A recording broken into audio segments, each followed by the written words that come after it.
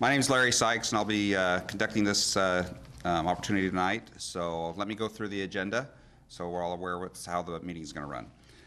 We'd first like to welcome the presenters and our audience. And this is presented tonight on behalf of the Monmouth-Independence Chamber of Commerce. We'd like to thank the Public Library also for providing the facilities for us here tonight, and thank KWVT for recording. We'd also like to let you know that it is the policy of the Monmouth-Independence Chamber Board not to endorse candidates or legislation. Instead, the board believes in providing nonpartisan educational opportunities to help voters make an informed decision on the November ballot. The format tonight: each presenter will provide an overview of up to 10 minutes. Following opening remarks, presenters will respond to questions submitted by audience members. So if you have a question that you'd like to have guaranteed asked tonight, you need to fill out a paper in the back. There may be time afterwards for questions, but I'm not going to promise that. So if you have a question you want, make sure you fill that piece of paper out tonight. Each response is a maximum. There will be a response, and each presenter will have a maximum of 3 minutes to respond to that question. If time permits, again, there will be questions at the end. Each presenter will have an opportunity for final thoughts at the end of tonight's presentation. And the forum is set to end at 8:30 p.m. All right, so let's go ahead and head forward. First, I'd like to introduce Otto Schell, representing the Vote Yes on 97 Coalition. Otto Schell, legislative advocate, works to keep the presence of the Oregon PTA strong and credible in Salem and with like-minded organizations across the state. He also provides advocacy training to PTA parents and keeps the board up to date on policies, ballot measures, and laws and the impact they will have on children in Oregon. Mr. Schell, you have 10 minutes to speak. Thank you. So good evening. Thanks for having us here. As my introduction is, I'm with the Oregon PTA, the Parent Teacher Association, which has a 111-year history here in Oregon advocating for children and youth across the state. We're the oldest and largest child advocacy entity in the state. And I got involved in PTA when my son, who is now 22, was in kindergarten in 1999. I'm happy to report he graduated from college in May. So one more box checked for his success and our relief. And the main reason I'm here is because I'm in my advocacy. We've struggled for many years since Measure 5 changed the responsibility of funding schools from property tax to the state, and the state mostly relies on personal income tax and the lottery. Well, the reason I'm here and the reason we, Oregon PTA, voted unanimously to support Measure 97 is because we're 50th in the nation, dead last in corporate taxes. It's reflected on the literature that we provided you, and for the folks in the viewing audience, they can go to Vote Yes on 97.org, and the same material is found there. The chart here reflects where we are. We're down at the bottom with Louisiana, North Carolina, and Oregon. When you're last in corporate taxes, you end up building a system that overly relies on personal income tax and the lottery. In tough times, not very long ago, the lottery generated more money than corporate taxes because corporate revenue was down also, but the lottery stayed strong in spite of tough times, which is kind of an amazing thing. So we, Oregon PTA, got interested in Measure 97 when it was in the signature gathering phase, and some of you may have been approached to sign what was called IP 28. I have for you to see, and we'll send this around. We have the actual text of Measure 97, and we have the ballot measure, because quite frankly, you're at a disadvantage if we make reference to some of this. I regret that I don't have more copies, but we have one, and those are all available online too. The text of the measure, Measure 97, is a corporate tax. It changes existing tax code, which is reflected on this document, it revises the C corporations doing $25 million in sales in Oregon would be required for every dollar of income above $25 million, they would pay 2.5% tax going forward. So if you make 25 million, you qualify if you're a C corporation and you make 25 million in Oregon sales, and then the 2.5% starts after 25 million. If you make 26 million, it would be 2.5% or $25,000 plus the existing $30,000 corporate tax. So that's what this does. It actually updates existing tax statutes that already determine what a corporation owes based on sales. What do we do with the money that's generated? Well, we generate about $6 billion, billion with a B, over 2 years, because the state budget is written in a 2-year increment. It's called a biennium. And for a lot of you who pay attention, likely many of you, because you're here tonight listening to our conversation about tax policy, the $6 billion would be voted to, and it's referenced in Section 3 of the measure. It says, all of the revenue generated from the increase shall be used to provide additional funding for public early education, kindergarten through 12th grade education, healthcare and services to senior citizens. It says it 2 times, but the shall is the initial lead out in Section 3.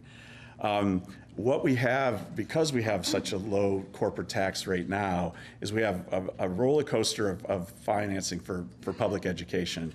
You probably have experienced that both in your local schools, but also in the news. When the economy really takes off, personal income tax generates a lot of money fairly quickly. We build a system of education, and then when the economy softens, that drops like a rock. So you end up in not very long ago, days laid off, days cut from the calendar, lots of teachers, thousands of teachers were laid off. We currently have not even hired back the teachers that were laid off before in the 08 recession period. We're still quite a bit short, and we believe with Measure 97, thank you, with Measure 97 we'll be able to hire thousands of teachers back, which means you can reduce class size, ideally invest in the kinds of things that teachers can connect with students and reduce our current terrible graduation rate. We want to raise our graduation rate up from 47th in the nation currently. What else do we do? Healthcare, we have hundreds of thousands of Oregonians who still don't have access to healthcare, and we would make provisions to strengthen the social safety net. The Oregon Health Authority is in the news just recently with $1 billion budget expectation because the federal dollars that had been funding services in Oregon is now tapering off, and the state is expected to pay that. And then finally, in seniors, we have a large number of seniors who are retiring into the retirement years with little or no savings and no pensions. So we anticipate that 1 in 10 seniors will be retiring into poverty, and we need to plan for that. We need to invest in the services that will help them. So then the other challenge for us is why a ballot measure and why this one? Well, I started advocating, as I said, when my kid was in kindergarten. Every year after that, we got less in our schools. And then I saw it as I grew to do more work with the state PTA. More and more schools were suffering, and counselors, librarians, the things that were always kind of the thread of your school program, those are all gone in lots of places, or the community has to step up in an unsustainable way. We in the PTA raise millions of dollars, completely unsustainable. You can't expect the parents to be funding the core functions of government. So we believe that Measure 97 can change a lot of that, and we have in Oregon a report that's generated every year, every biennium rather, called the Quality Education Model. The Quality Education Model is designed to tell the legislator legislators, what does it take to get to a quality education? Not 100% graduation, 90% graduation, or 90% of kids to benchmark. We're $2 billion short every biennium, and that's been ongoing for a while. We also are below the national average and have been below the national average on per student expenditure. We think Measure 97 can change all of that. And I'm interested to hear your questions, and I think that we'll have an interesting dialogue going forward, so thank you. Our next presenter, Allison Hart, is an outreach consultant for the statewide coalition that has formed to oppose a $6 billion increase on Oregon sales that will be on the November ballot. Allison's advocacy efforts with community members and organizations are helping increase awareness of the harmful impacts of the proposed tax. Allison also handles the association management practice at Public Affairs Council, including the Oregon State Chamber of Commerce, for which she is the executive director. Prior, she was the CEO of the Gresham Area Chamber of Commerce. Allison, the floor is yours. Thank you so much, Larry. And thank you for having me here tonight. I appreciate to be able to speak at a forum like this where we're offering an opportunity for balanced conversation about an important topic that we're both here to share on. And, you know, I couldn't agree more that our education system actually has some issues, a lot of issues. My daughter just graduated from high school, and I have sat through many presentations at the high school where I looked at the auditorium roof and realized there were pieces falling out of the auditorium ceiling. You know, that's disturbing, and looking at class size and what have you. So I couldn't agree more about that, but I don't agree that Measure 97 is the way to do that because of the deeper ramifications it has to our economy here in Oregon. And I spent a good part of the last 5 or 6 years of my career working with communities to grow jobs and to grow economic development for prosperity in communities. And Measure 97 impacts both our consumers and our businesses to provide jobs for our communities. So as Otto said, it's a $6 billion tax, and it's on sales rather than profits of companies. And that's problematic because of how that works through our supply chain.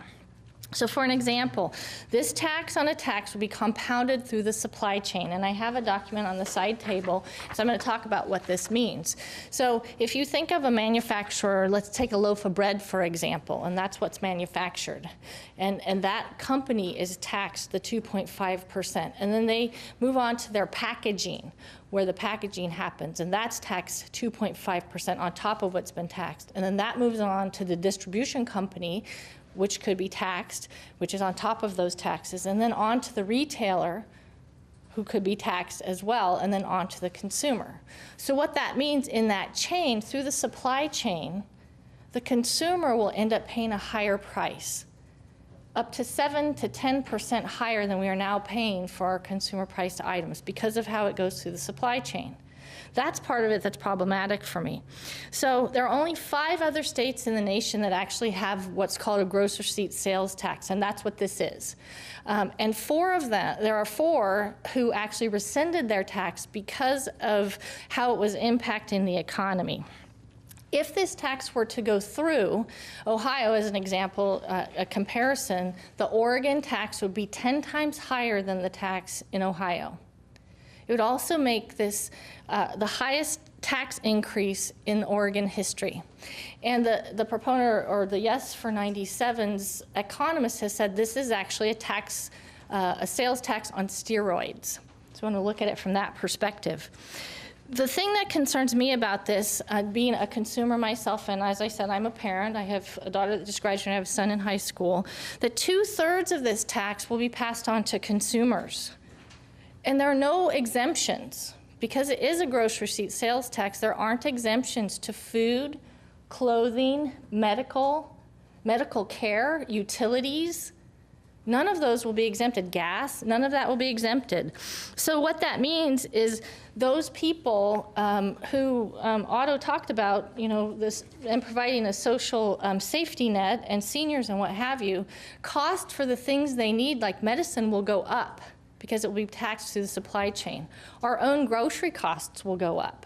And when I sit and think about my own budget, who does their budget at home? You look at your budget, think about if every element of your budget increased, what would that do to your out-of-pocket? Just do your kitchen table math, think about what that would do. Like 10%, 7 to 10%.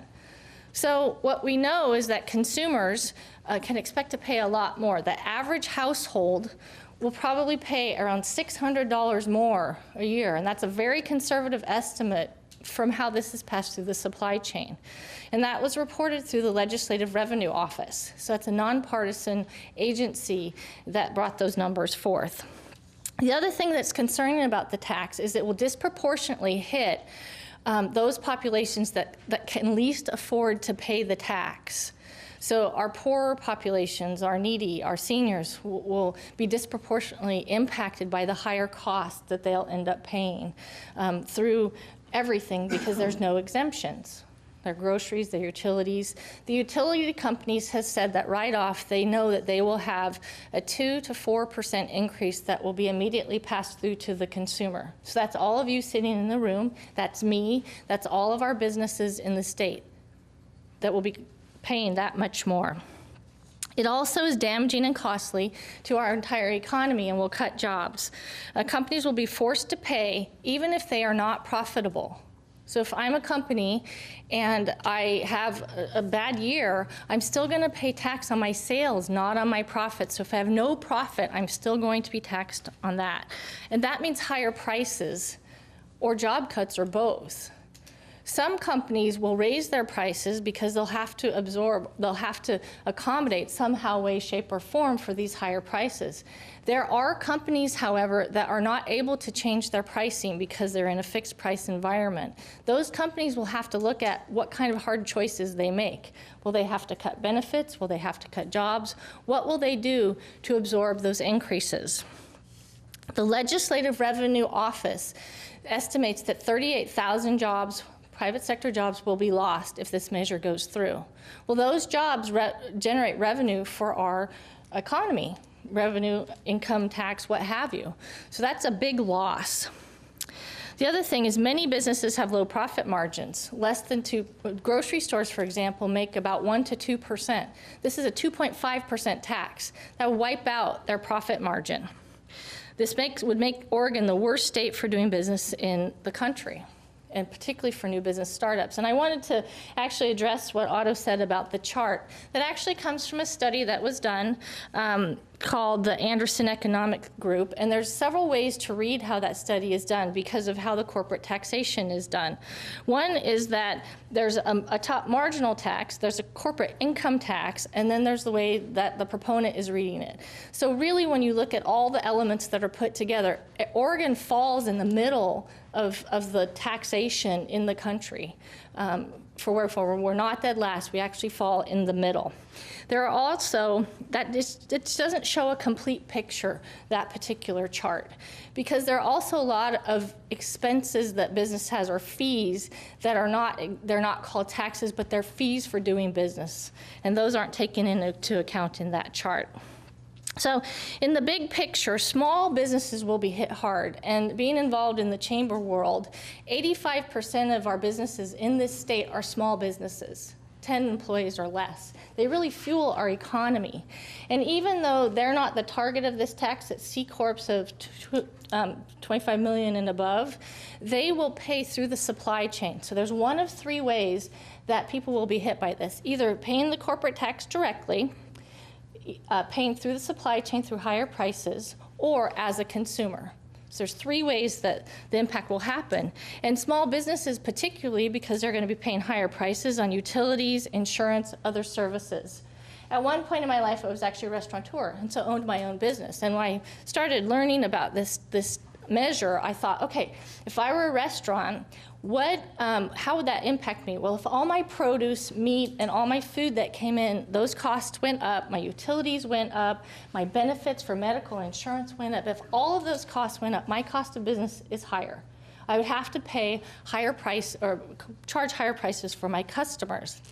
At the same time, if those customers had less expendable income, they're going to come into my business less frequently. So that's really going to hit as a small business.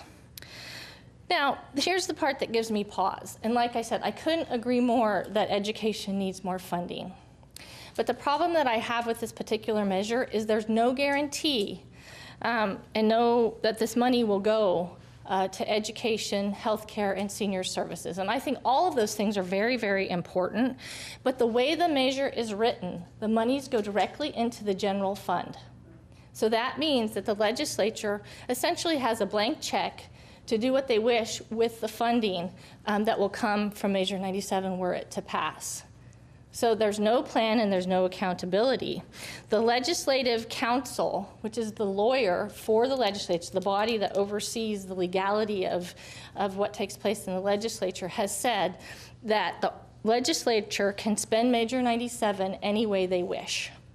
This is really, really a part of it that's tough for me when I look at this measure. I think we need a fix, but this is not it, right? Are we done, or do I have a little bit? Okay. So in the big picture, I'd like you to consider the deeper ramifications of this measure. Really important to look at how it's going to impact you, how it's going to impact seniors, how it's going to impact our businesses who are trying to fuel a healthy economy. And vote no. That's what I'm asking you to look at in the bigger picture. Thank you. All right, I'd like to remind the audience that questions have been submitted that were submitted earlier. Some of those questions were repeats, so we've combined those together. We've got a lot of questions, which is great. We have limited time, so we'll try to get to most of the questions. All right, so I'm going to start with the first question here, and each of our presenters, and Otto, we'll go ahead and start with you. You bet. First question, how can Measure 97 stabilize income for schools and seniors when it is based on corporate income? Won't we continue to see income going up and down based on the strength of the economy? Thank you. So the short answer is that by creating revenue, we actually can create a system that isn't just personal income. Personal income is much more volatile. Corporate income has a little more stability to it, except in the most extreme situations. It also generates the kind of money that we know that we could make the investments to protect in the event of a downturn. Currently, every time we go to the legislature and we have the conversation, most legislators from both the sides of the aisle say we'd fund schools more if we had the revenue. Well, this creates the revenue, and in theory, we could build in the kind of stability funds we can add to creating a system that isn't so reliant on really one thing, and that's personal income tax. Thank you. Allison? Okay, thank you.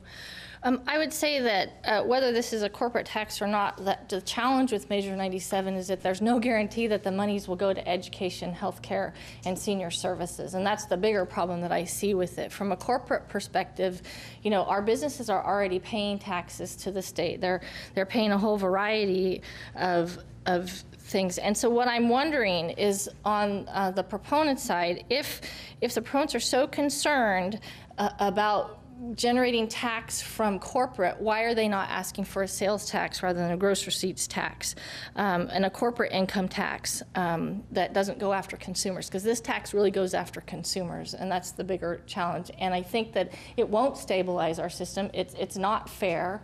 Some of the language around Measure 97 is it's supposed to make fairness in our taxation. Well, it doesn't, because B Corps and S Corps are actually not taxed in the same way that C Corps would be. So there's not an egalitarian way of looking at this. So I think the bigger picture is look at there's no guarantee where the revenues go if they were to come in. And so we don't know that they're going to pay for health care, education, and senior services. And in the bigger picture, I would say there's a lot of people who are concerned about this. The Oregon Medical Association actually opposed this measure.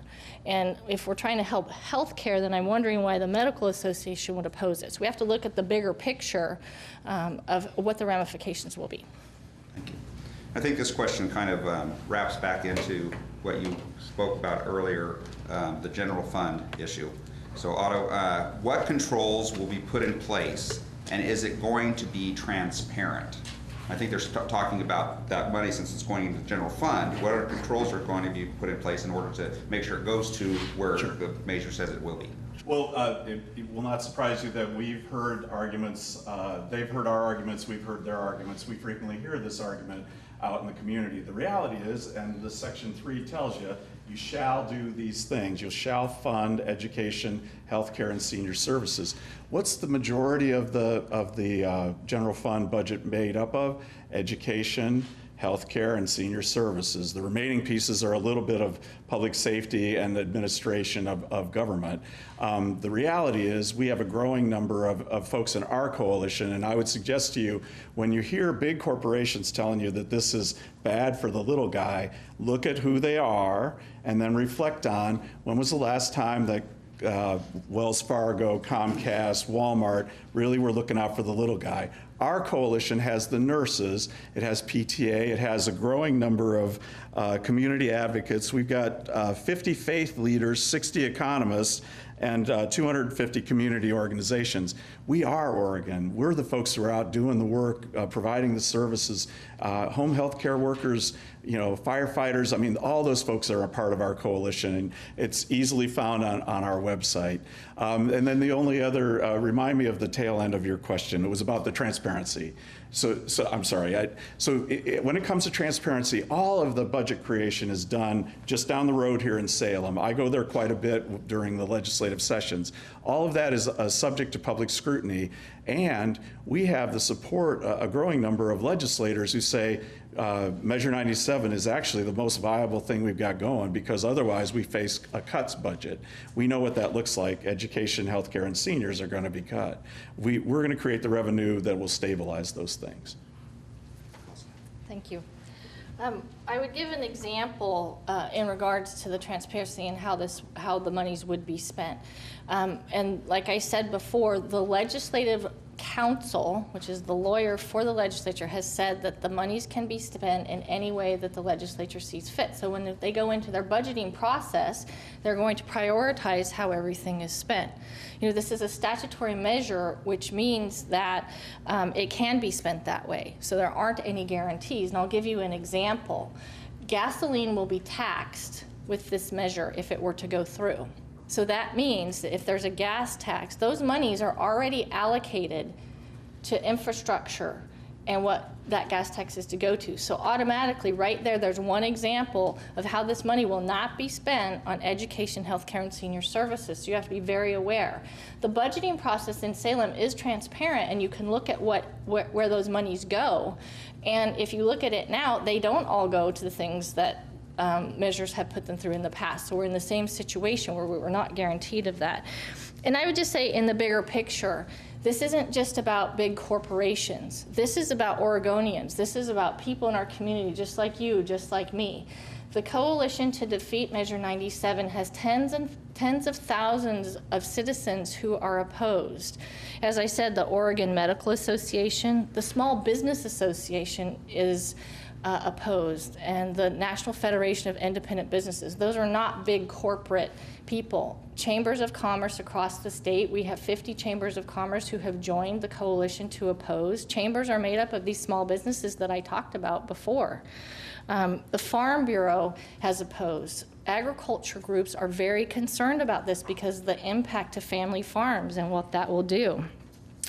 I was giving a presentation up in Columbia County. Their food bank actually opposed Measure 97 because they were very concerned of this regressive tax and what it would do to their low-income populations and their ability to serve those populations. So although there is an idea that it will go to education, healthcare, and senior services, there's just no guarantee, and that's a very big concern. This question, I think, ties in to the previous discussion we've had here, but I think it's important both sides can address it. Yes on 97 adds, state Measure 97 will not affect small businesses. All taxes affect small business. How do you explain this?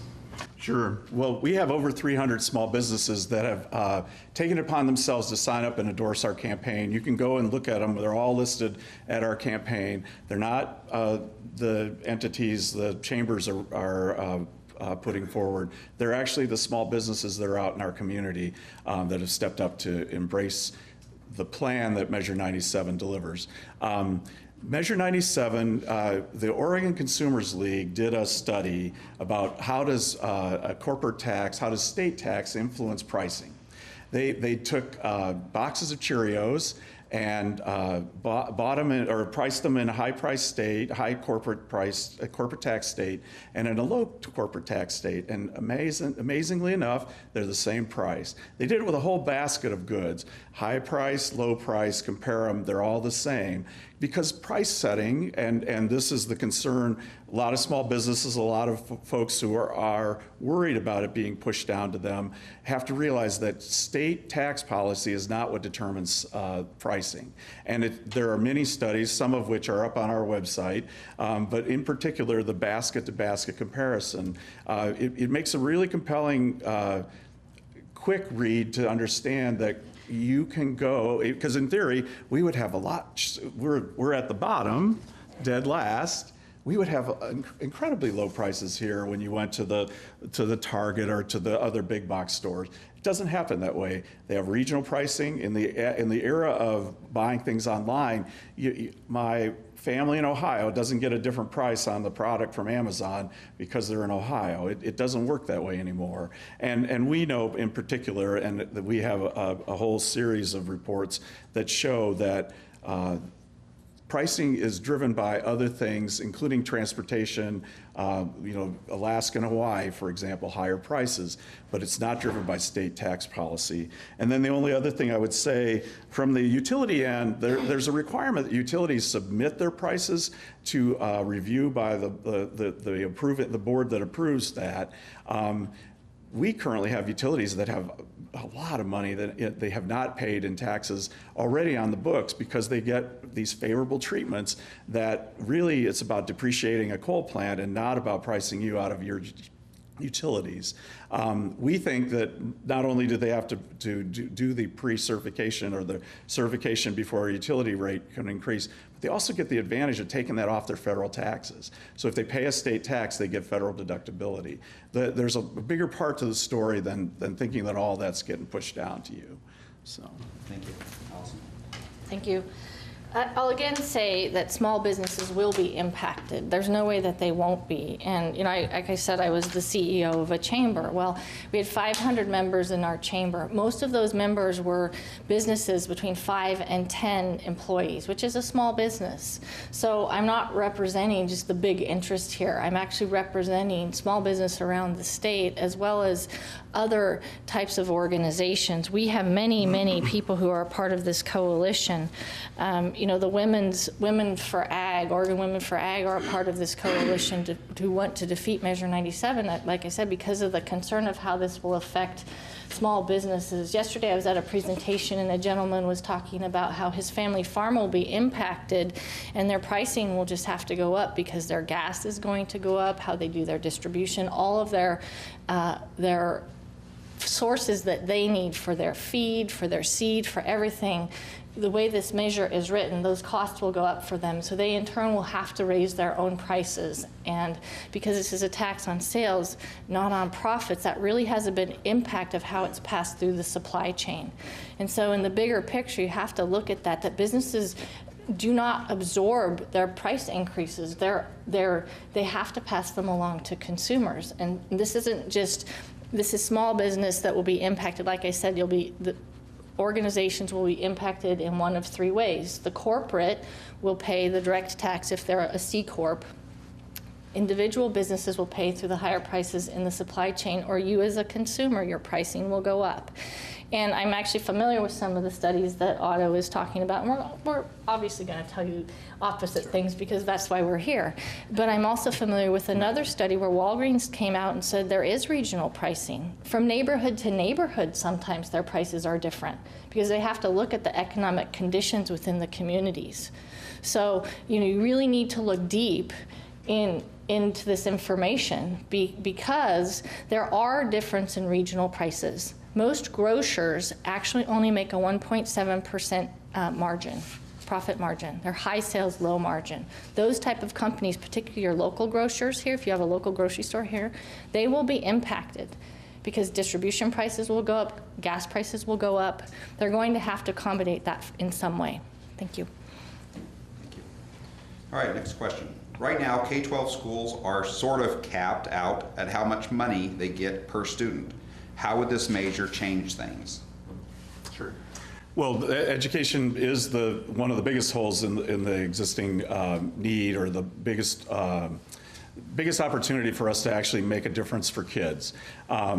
We have the ability to bring the per student expenditure up to the national average. Let's start there. And really, in education, it is not uncommon, and you can look at states that pay more and states that pay less. You usually get what you pay for. In your community, I remember when I was here for the Citizens Initiative Review Committee that met here for 4 days, we were looking at that. Your schools have historically for a while now been below the national average. That's true for the county too. And what that means is you just have less for your kids. You have fewer teachers, you have fewer programs. All those missing pieces are a big deal. The opportunity for us to invest, and keep in mind, Section 3 says early education and K-12, that's where the money's going to go. It's going to go into those areas where we know we can make the biggest bang for the buck. You get kids reading by 3rd grade, you have to do that usually with an intense focus with a good class size ratio. If you have too many kids, the teachers aren't able to provide the kind of focus that was necessary. And then the only other thing it will not surprise you that Alice and I are trying to disagree without being disagreeable, but the reality is the only way this tax applies to folks is if you're a C corporation and you make 25 million bucks. And so when you hear those stories about the local grocery store, I will bet big money that they're not a C corporation making $25 million. They're not paying this tax. So. Well, as I said before, I couldn't agree more that we need to look at our education system and how do we fund that, but this is not the way to do it. A bad idea cannot help a good cause, and we need to find a better way to do this. Measure 97 would not necessarily guarantee that the money would go to education. We have school boards who have made neutral on this issue, and we have a school board in the state who actually opposed Measure 97 because they were concerned about it coming in to back to schools, and that's in Bend that happened. But I would also say back to how this impacts our state and the individuals in the state. There's a page on the side table that talks about how this will trickle down to consumers. As I said before, the Legislative Revenue Office has reported that they're anticipating a conservative $600 per household impact with the increase in prices. And this actually talks about how that goes through that. And you can read this on the side table. I put them out here. That we as consumers will be hit. There's no exemptions to this tax. It's called a consumptive tax. So that means it doesn't exclude your food. It doesn't exclude your medical. It does not exclude your clothing, your utilities, your gas. None of those will be excluded because of how it's done. In the tax structure, yes, C Corps will pay the tax, but that means all the prices rise through the supply chain, and that's how it trickles down to you as a consumer. And so where I look at this is there are many, many schools that have free and reduced lunch programs, so obviously they're working to help their lower income population. And a regressive tax actually does not help those people, it hurts them. And that's one of the concerns, and there's also no guarantee where this money will go.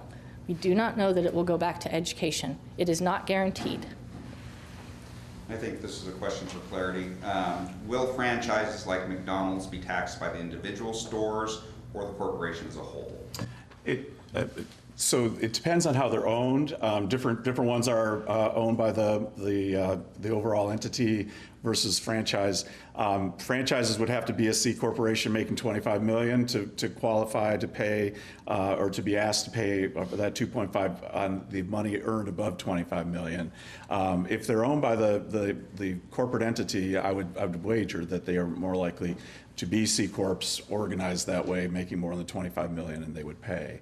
And then the only other thing is there are some smaller entities that are corporations, but they frequently are not C corporations. And they, again, if you don't make $25 million in Oregon sales alone, then you wouldn't qualify. And I think that's I'm not sure, I'm not a franchise expert, but I would wager many of those franchises would not qualify for making $25 million in Oregon sales. So. I'm not a tax expert. I'm a subject matter expert, and so I can't address that specifically, but I actually think that the franchisees are impacted as well. But I'll just give an example. Yesterday, I spoke at an event in Eugene, and Mike Nesbitt with Papa's Pizza was there. Is anybody familiar with Papa's Pizza? Had Papa's Pizza? Well, he was there. He's not a C Corp. And he was there to speak in opposition of Measure 97 because of how it will impact his business. He's a small business. He's an Oregonian business. It's not a big corporate. And he said that his prices would go up. His cost of doing business, excuse me, not his prices, but his cost of doing business would go up 20% if this were to pass. And so he's very engaged in defeating this measure because of that. And his stores employ a lot of people. Part of what we're looking at is a healthy economy. Business is not a bad guy. Business is good. Business provides jobs. You know, I'm really proud to have a job. I'm happy to do what I do. And that's what we're talking about, is providing jobs for a healthy economy. That's part of what business does. And if we're looking at this passing and losing 38,000 private sector jobs, that's a huge hit to our economy. Huge.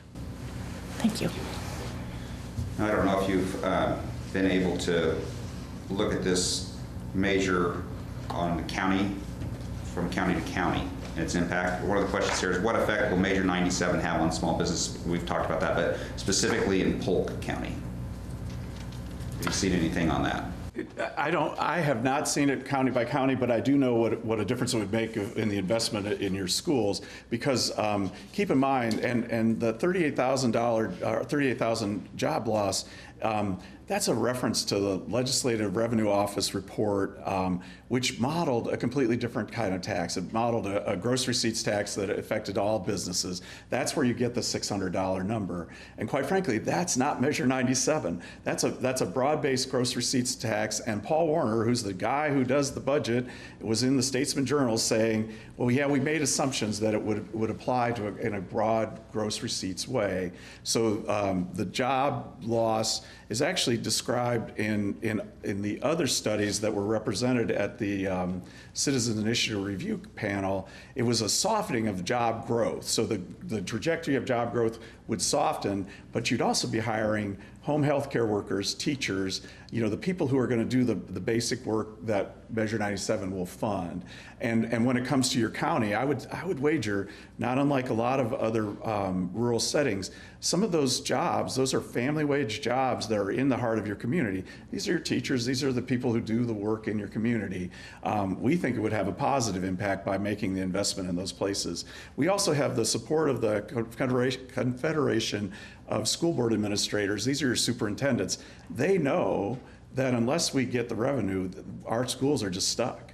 We will go into 2017 with a cuts budget, and education, healthcare, and senior services will be the first things on the list because they are 80% of the budget. I don't know the specifics on Polk County, but I can give a couple other examples. Washington County, their county commission last month voted to oppose this measure because of their concerns of what it would do to economic development in their county and in the state. I also know that there are economic development groups throughout the state who have actually come out to oppose. Oregon Economic Development Association and SEDCOR, which does the economic development here in this area, has come out to oppose it because of their concern of what the economic impact would be. I also know that if you look at it from another way, another angle is that local governments will also be impacted and will end up paying more for the services that they need to buy because of how costs will come down through the supply chain, because the local government is also a consumer, right? They buy all kinds of products and services, so their utilities are going to go up. Their distribution chain, things that come through the chain, are going to go up as well. So local governments will be hit as well in the whole picture of this. I also know that rural communities will be hit, as it is a regressive tax. They'll be hit a little bit harder or disproportionate. And I'm actually familiar with what Otto was talking about in terms of the Legislative Revenue Office report. And my understanding of that is it will 38,000 private sector jobs will be lost. It will dampen our economic growth and have a huge impact into our economy for years to come. Rather than helping it, it will hurt our economy. Thank you. Now, Otto, you mentioned in your last statement, it was superintendents, was that correct? Board? The Confederation of School Board Administrators, it's called COSA. It's a statewide organization that is based in Salem, but as superintendents from all over the state are participants. Okay. So I don't know the association between the two here, but here's the question. Okay. Why hasn't the Oregon School Boards Association come out supporting this measure when the school employees have? Yeah, and I don't know. I'm not a school board member. I'm not part of the OSBA team. We work in coalition with them regularly. I will say COSA, who also works regularly in coalition with the Confederation of School Board Administrators and the Oregon School Board Association, frequently are together. They've split on a couple ballot measures, and I don't know because I wasn't part of that discussion. I can tell you that we have, a broad spectrum of other folks who provide services in schools, teachers, the classified staff, all of their representatives are in, and they're out talking to their neighbors and ideally gathering votes. So. I'm actually wondering about the Confederation of School Board Association because the Bend School Board actually opposed this measure, and so I would look into that deeper because my understanding was that COSA did not take a stand but stood neutral on this particular measure. And I can't address the school board, the overall Oregon State, because I'm not knowledgeable about that. But what I would say is I think it has to do with that there's no guarantee, no plan or accountability for where the monies will go, and that schools and school boards are concerned about that. I think it's a high concern. Thank you. If passed, Measure 97, where will Oregon rank in corporate taxes? Sure. We believe that we will move from the very last place into the bottom third. We used to think it would be about in the range of 40, but then some other states have actually made some progress on asking corporations to pay their fair share. And so we believe it will move us into the bottom third. It's still a very corporate-friendly position when you consider the range from Alaska on down. And then just to clarify on COSA, COSA actually will have a voter pamphlet statement in your voter pamphlet document. I know that that's the case, and you can all read it when those show up very soon in your homes. So. My understanding is that we would have the highest tax rate in the country, is my understanding of where we would rate if this were to go through. It would make us one of the worst states to locate a new business. It would really hurt our startups. It also makes Oregon companies less competitive. One of the things that will happen should this tax go through is that those companies who do business in our state, even if most of their sales go outside, like a service company, for example, the way the tax law is written, if you do the majority of your creation of your product, and even if it's like mindshare, intellectual property in the state, that's still considered an Oregon sale. But if all of your sales, like your customers, are outside of the state, either nationally or internationally, that you do the work here in Oregon makes that an Oregon sale. So what that means is if this were to go through, the companies who are here would be paying this tax where their competitors who are not here in Oregon would not, and it makes our businesses less competitive nationally and globally. Now, Otto, I saw your head shake. That's the first head shake I've seen of the night. So I'm going to give you an opportunity. Do you want to rebut that?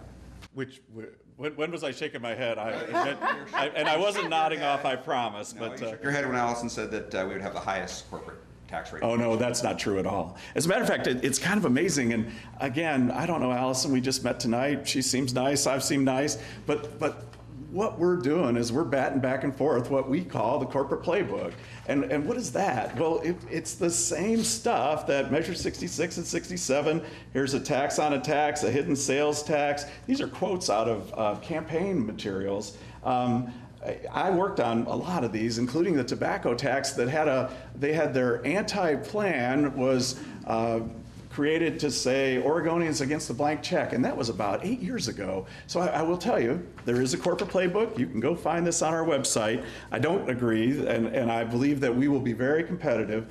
In today's Oregonian, there's a really good article about high-tech folks who are coming to Oregon and wrestling with, the high-tech people very seldom want to be involved in a political thing. Imagine that.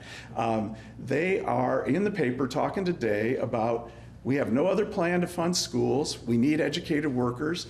We're going to look at 97 as the one viable solution for what is otherwise a cuts budget and a cliff for our kids.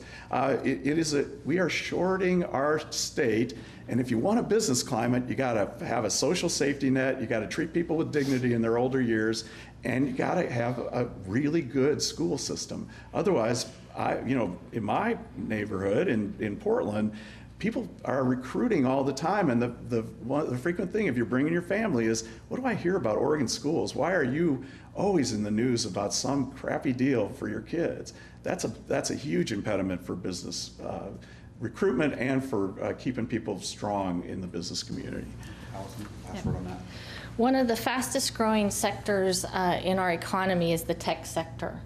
And it provides a lot of jobs, and they're high-paying, well-paying jobs, usually above a regular family wage or the average family wage. The Oregon Technology Association has come out in opposition of Measure 97 because of the impacts that it will have to our technology companies and our service companies in the state being less competitive than outside. It will have a huge impact to this sector.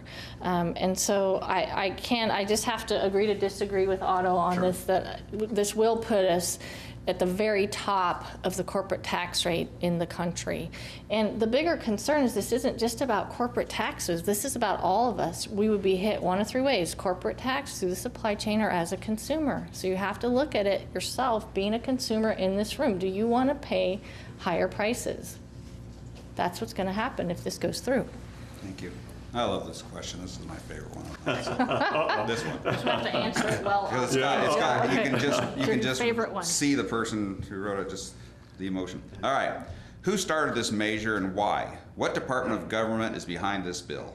I love that question. That is a great question. Measure 97 got created by a whole coalition of folks because people like me who started advocating for kids, my kid in particular, but kids in general, in 1999, 2000, when my kid went to kindergarten, I immediately said, I'm a stay-at-home dad with a law degree. We should go to Salem and figure this out. Well, we've had how many governors? Let's see, that was the first Kitzhaber term. Then there was Kulongoski, then there was Kitzhaber, and now we're on Governor Brown. None of those legislators, none of those governors have been able to, they haven't fixed this. And that's why this measure, there's a large coalition, and you can see it on our website, but it's in the news, it's in our materials. We said we're done waiting. 25 years since Measure 5 passed, our schools are regularly a laughing stock, and we're also not providing what these kids need, and we need to fix this. Ballot measures are blunt instruments, we understand that, but if you go through the legislative process, and these governors did try, Kitzhaber and Kulongoski had a reset council and tried to bring people in and try to figure it out. They did a bunch of findings but changed nothing. And then Kitzhaber tried to convene a conversation. All we heard was from these big corporations, we want a sales tax. Oregonians don't want a sales tax. Measure 97 is a viable process. Governor Brown's in the news recently talking about that this is the one viable plan we have for revenue, adequate enough to change the game on funding schools, funding education, and protecting seniors when they retire. And the short answer is there was a bunch of homework done. There's a lot of research, a lot of polling, a lot of convening of focus groups, folks like yourselves, to come and talk about what would you be willing to pay, what do you value.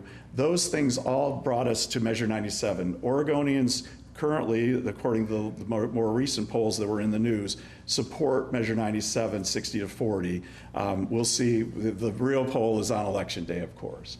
So, yeah, sorry. So we're not here to talk about who brought forth this measure tonight. We're here to talk about the merits of the pros and cons and how this will impact Oregonians. And this state is too small of a state to absorb a $6 billion tax increase without that affecting everyone in the state. As I've said before, we do have issues with our education. I couldn't agree with that more. Like I said, I have children in the school system. I've seen what that looks like. I've seen the big class sizes. I have my own concerns as a parent. But in the bigger picture, Oregon needs to find a better way to improve our tax system rather than a flawed ballot measure which will impact each and every one of us. We need to change our finance policies and develop a new system that's debated by the legislature, not going through the ballot process. The ballot initiative process doesn't properly vet policy. Tax policy is very, very complex. Most people don't understand it.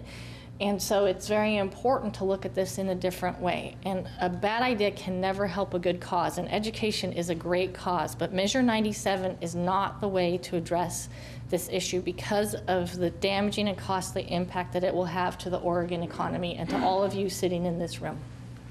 Thank you. All right, this is our last question for the night. Oregon employers are already downsizing in anticipation of the bill. Some are leasing production and operations by end of Q4 2016. How will you replace those jobs and the associated trickle-down economy? I don't know who wrote the question, but I'm not sure that the premise is actually reflective of what's going on. There may be some companies that are adjusting their structure. I don't know about that. I admit that I've been out talking to a lot of folks like yourselves, not the corporate folks who may be controlling who's employed and who's not. The reality is, and I'm back to my corporate playbook, we heard when 66 and 67 were passed a few years ago, right on the eve of the recession, we heard that companies will go out of business, they'll leave the state, we will have a terrible economy. That's not true. It wasn't true then. It's not true now. Our economy recovered better after the Measure 66 and 67 were in place because we actually put some brakes on shedding all those jobs that provide the core of education and other kind of basic services that the state provides. So I think that, and I'm back to the article today from the high-tech outfit. Go read that article. It's easy to find on the web, and I suspect it'll be in the print copy. If it's not today, it'll be soon. But they said, you know, we need the infrastructure. We need the education. We're investing here. The entity, and I'm remiss in not remember the name of the outfit, but they were representing that they had $100 million in sales, and they were still seeing Measure 97 as the way to go. So I think that Measure 97 is going to be paid for by the corporations. We are going to see teachers get hired, home health care workers get hired, and we're going to build a system that will be the Oregon that we expect, and it's going to be a good place to do business. I think that we could come back in a few years and hash that out. But after Measure 66 and 67, we recovered better than most states around us. And all of that's not my opinion. You can look it up. It's very easy to find. So. Thank you. Allison. Could you say the question one more time, please? Oregon employers are already downsizing in anticipation of the bill. Some are leasing production and operations by end of Q4 2016.